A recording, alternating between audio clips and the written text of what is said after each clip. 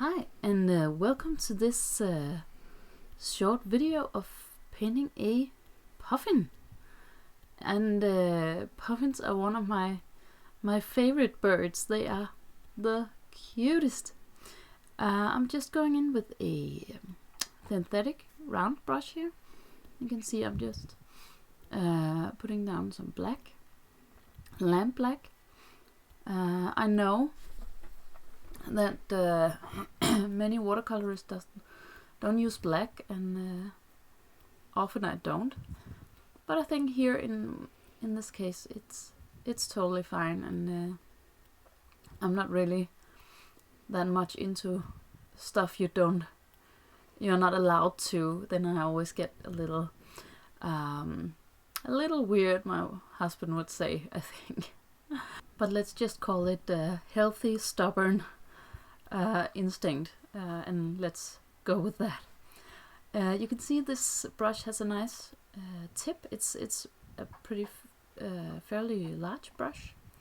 It's a 8, I think, but the tip does make it super easy to work even these finer details. And I'm just putting down this dark paint where I want my black to go, and just avoiding the white on the belly, and just letting it dry a little. And now we can paint the feet in this beautiful orange.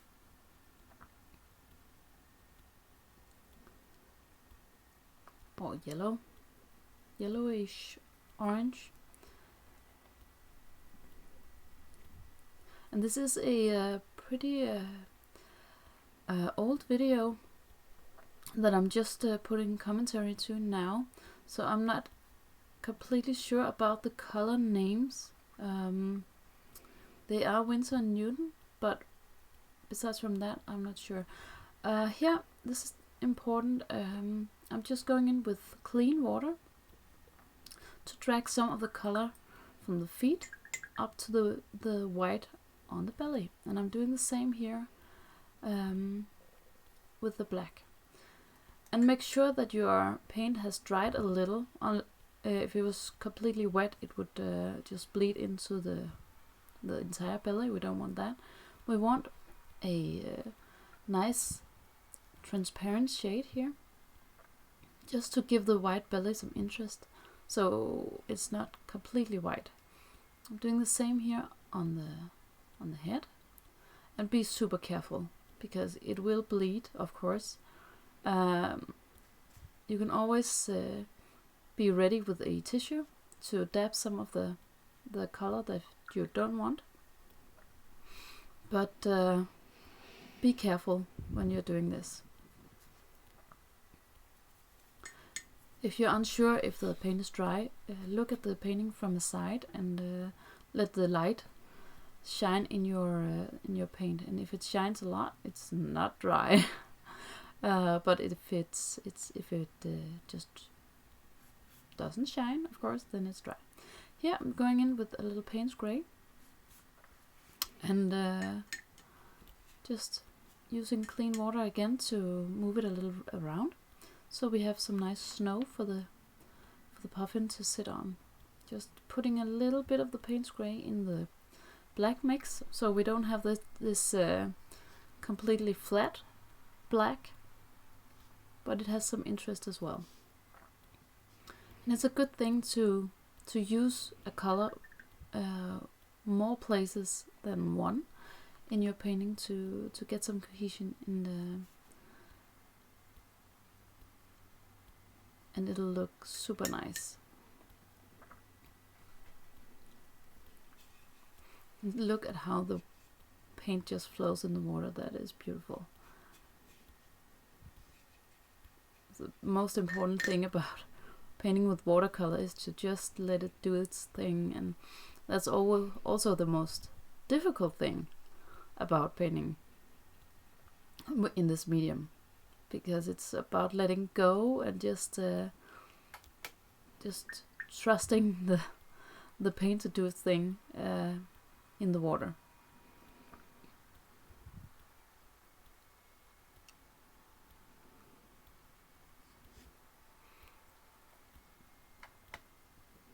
And now I'm gonna go in with to paint the most important feature of this bird, and this is the beak.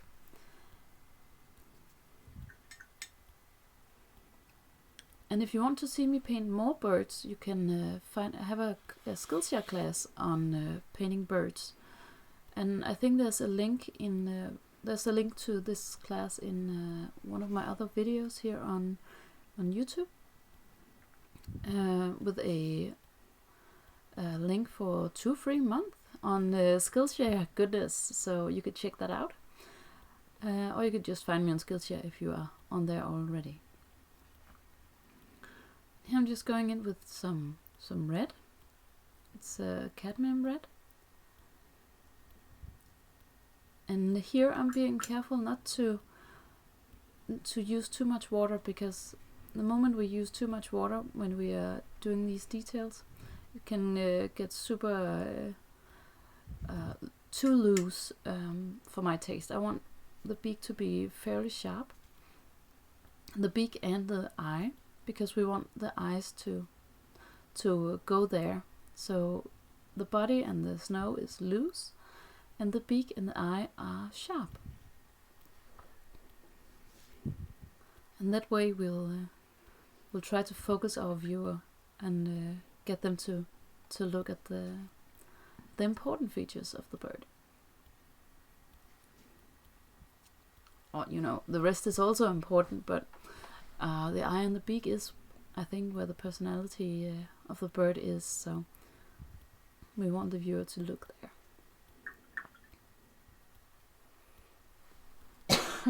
Sorry. I have a little cold, so I do apologize for my sexy rock and roll voice here. It'll get better in other videos, I promise.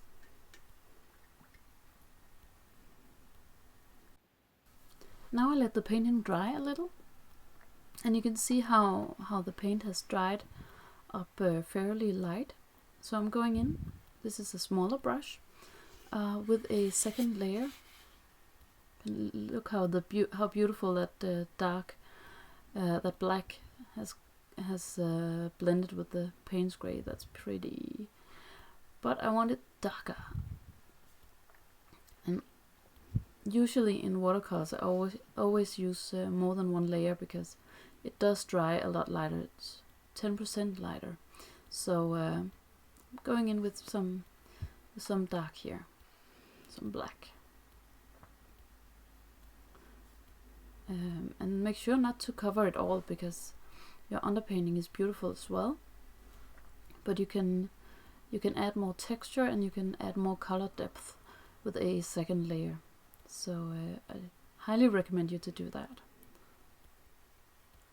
You can see how much it pops already just by doing this.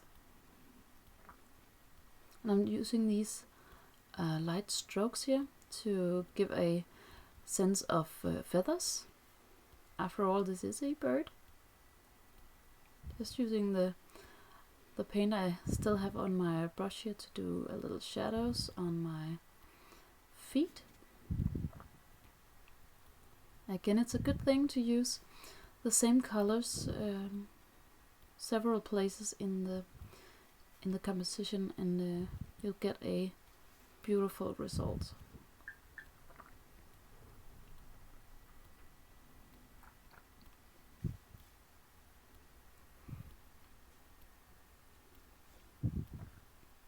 And if you like real-time videos, I do have some here on YouTube, of course, but if you want even more, you can find it on Patreon. I have a Patreon page where I post real-time real-time narrated videos every week, and you can find some of the trailers for the videos here on this channel.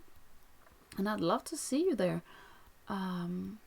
That channel is one of the reasons I can do these videos, and not going to have to take some other job, but actually teach my passion, which is watercolor.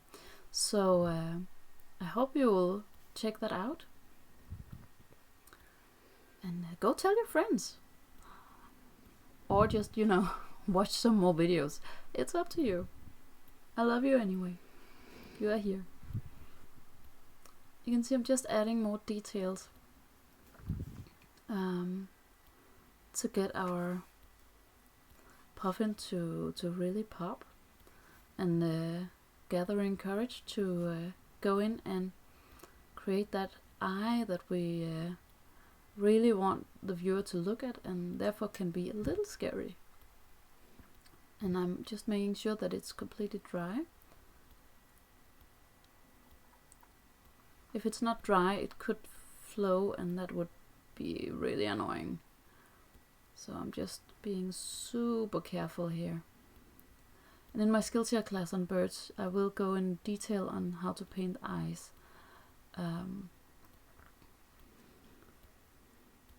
Because it can be a little intimidating.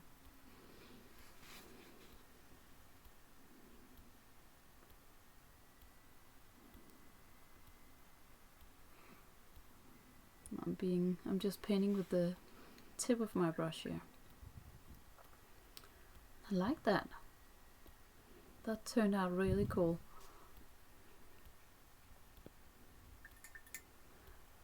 I am in love with this puffin. I think it's so cute, and I would love to see your interpretation of it. So tag me on Instagram if you post it there, or post a link to your bird here on YouTube. That would be super cool as well.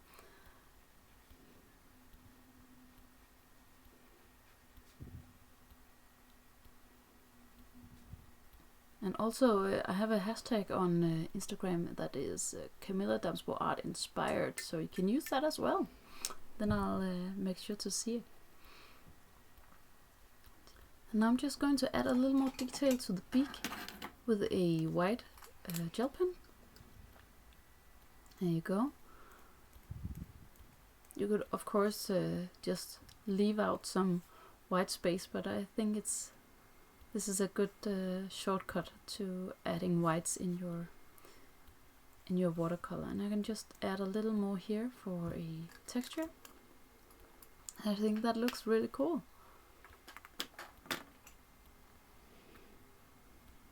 You can just go in and add a little more detail and color to the eye here.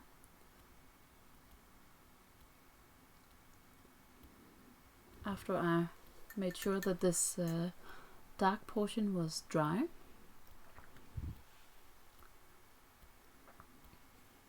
And I think we are about finished now. So thank you so much for watching, and find more real-time videos on Patreon or here on YouTube, and Skillshare of course. And I think that is it. So thank you, and I'll see you in a other video.